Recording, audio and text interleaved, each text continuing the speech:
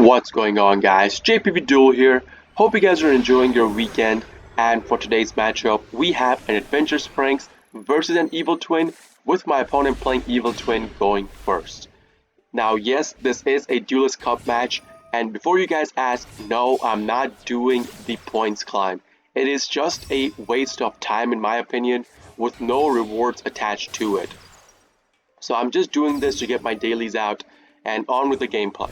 My opponent does full combo. I had no way to interact with my opponent's combo. He goes all the way up till Trouble Sunny, sets down two cards, ends his turn. Now, Evil Twin players are notoriously known for playing a bunch of hand traps. So let's see first of all what we draw into. We draw into an Ash Blossom. Now, I do not need to be worried about this back row set because I do have Harpies. So in case he has a crossout, it will bait out a crossout as well, because I had a crossout in my hand to cross out maybe Ash, Max, or Nib in case he had one of those cards in his hand.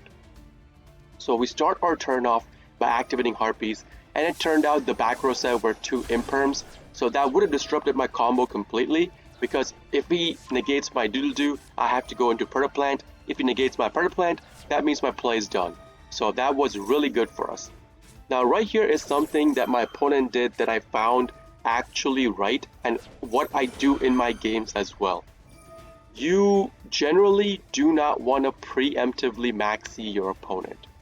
If you have a maxi, chain your maxi to a card your opponent uses to special summon out a monster on the field. Now when I say usually, I mean about 80% of the times you want to do it that way. The other 20% of the times, you maybe want to preemptively maxi your opponent if you know your opponent plays Kaijus, because Kaijus do not give you a prompt for special to chain your maxi to. So there are situations like that where you want to preemptively maxi your opponent, but in usual cases, you might want to chain link your maxi to a card they use to special summon, because it guarantees you one draw if they cannot negate the maxi. So you still get some value out of maxi. Yes, the value of maxi is your opponent just quitting their turn if they are playing a combo deck, but at least you will be drawing one card off of it, right? So we use our Ash Blossom to negate the maxi. My opponent activates Trouble Sunny in response to that, and his two cards will come on the field. The Keysickle and Leela, the card draw plus the card pop, but they will start in a separate chain once this 4 chain resolves. So once that chain resolved, he goes into his chain of activating Leela plus Keysickle. Now, right here, let me know in the comment section below which card would you have choose to pop at this point, because there are options and you have to think through those options of what card you want to pop. So let me know before you proceed with the video.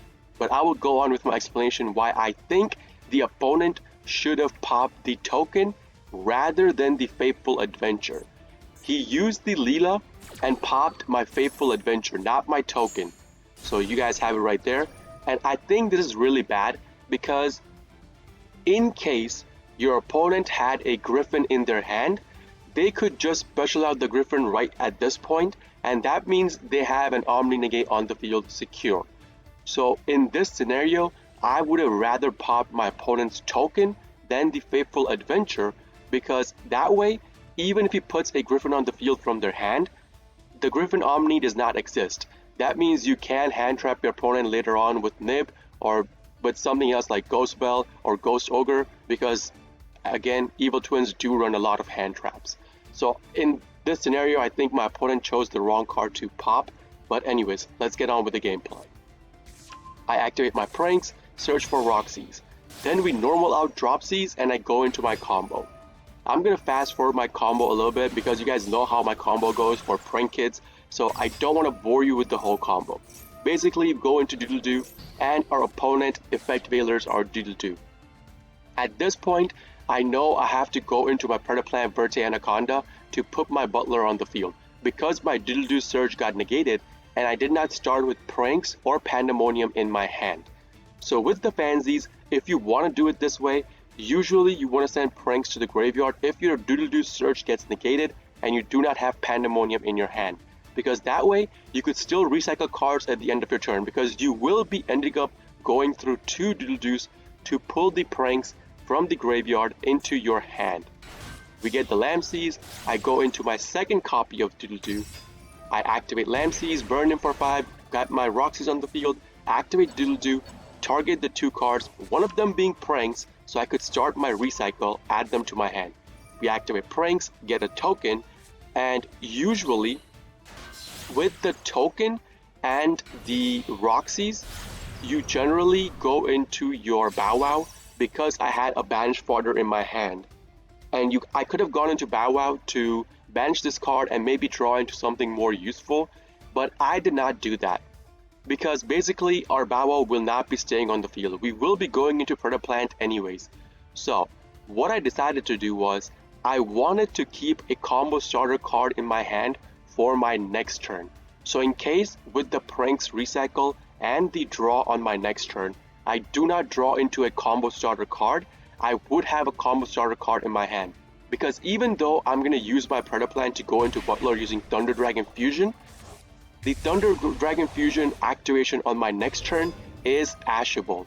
Your opponent can Ash Blossom it to deny you your search for your Fansies. So that's the reason why I made the play this way, did not go into Bow Wow Bark, just to be safe in my next turn.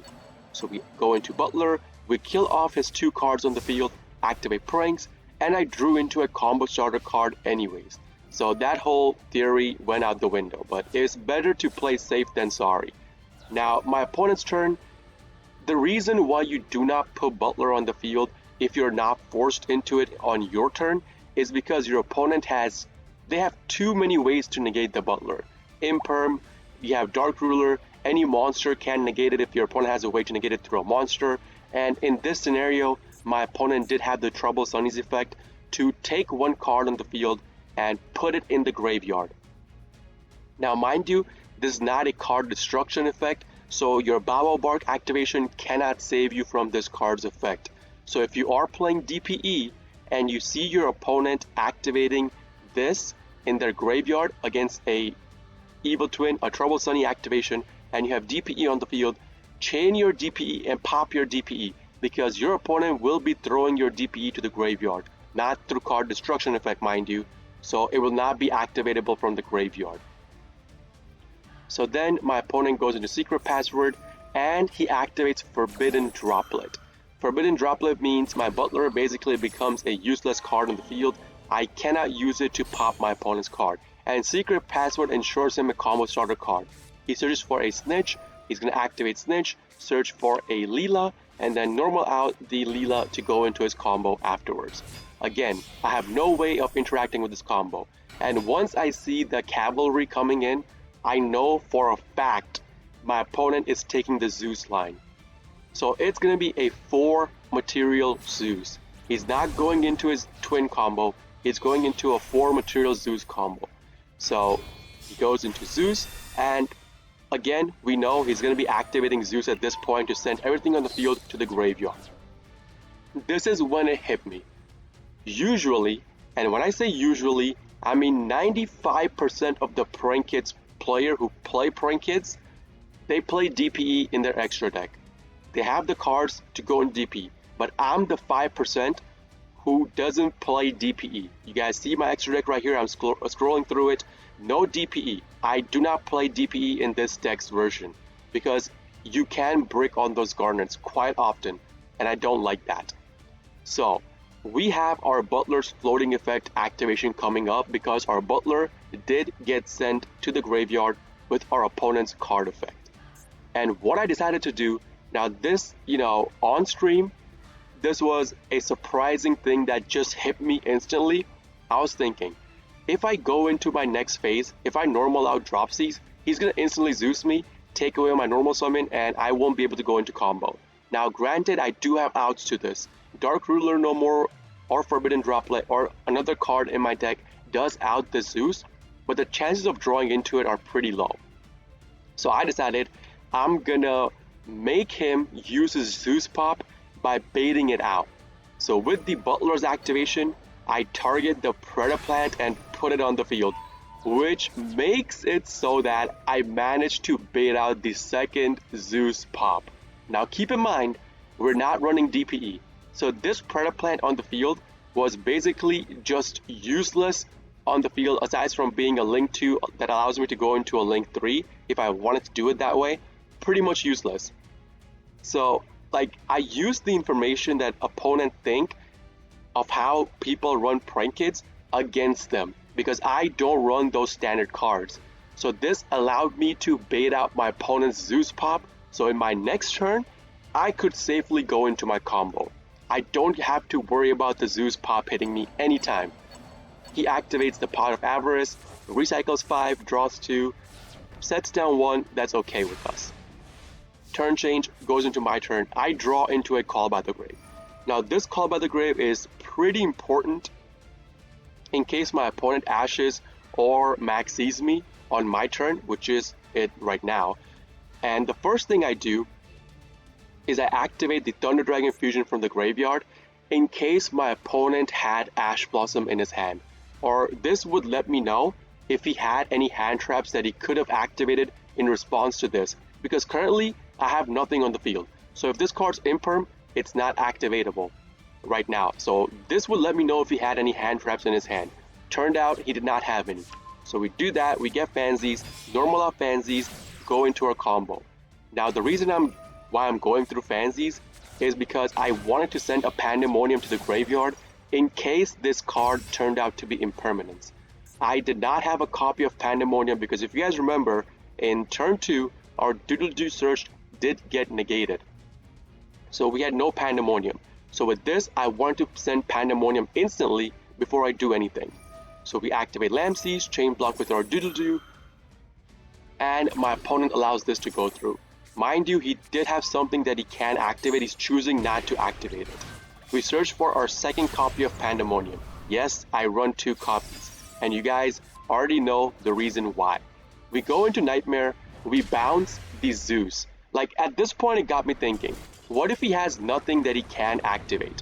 So I just went into Nightmare, bounced Zeus, went in for lethal, because even if my opponent negated this or did something to put anything on the field, I still had combo extension. I could have gone main phase 2, used Pandemonium, gone into Rocket Ride, pulled out cards from the graveyard, still do full Butler combo afterwards. So I was okay in all areas of just doing it this way.